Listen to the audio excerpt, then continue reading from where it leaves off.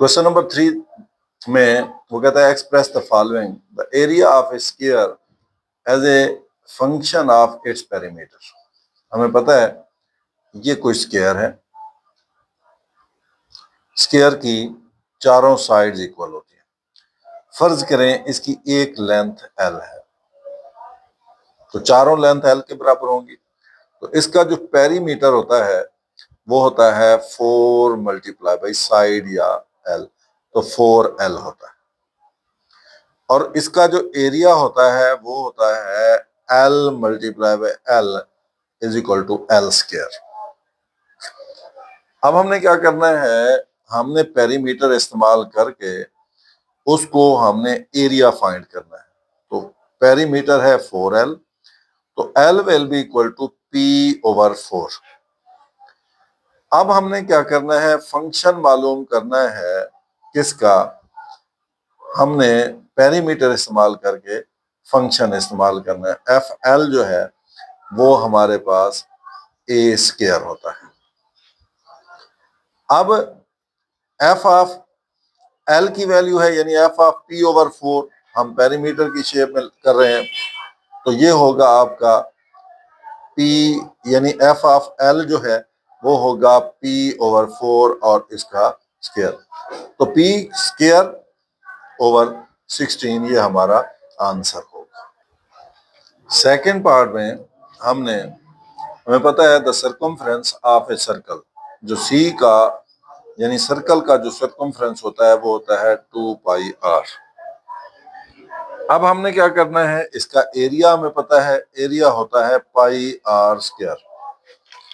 अब हमने इसका जो सर्कमफ्रेंस है वो एरिया की शक्ल में रिप्रेजेंट करना है। तो अब जो r² हो जाएगा वो A/π हो जाएगा। दोनों तरफ स्क्वायर रूट ले लें तो r will be equal to A/π√। हमने इसको सर्कल की शक्ल में लिखना है 2π, और r हमारे पास है एरिया ओवर π√।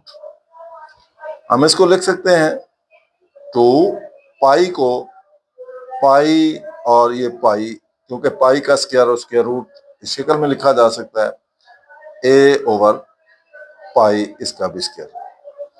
ये स्क्वायर रूट से ये पाई स्क्वायर रूट से पाई स्क्वायर रूट कट गया, तो हमारा जो आंसर आया है वो 2πA√, ये हमारा आंसर आ गया। तो इस तरीके से हम इसको यानी सर्कमफ्रेंस को हम एरिया की शक्ल में रिप्रेजेंट कर दिया। इसका जो थर्ड पार्ट है C पार्ट, वो देखें, वो कहता है the surface area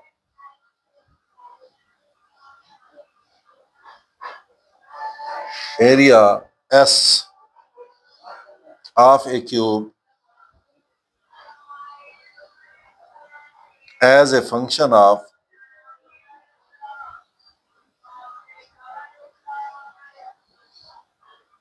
of its volume.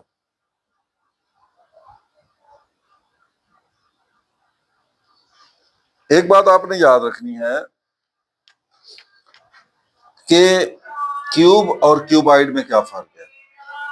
कोई ऐसा डब्बा जिसकी लंबाई, चौड़ाई और ऊंचाई तीनों बराबर हो तो वो क्यूब होगा, और अगर उसकी जो हमारे पास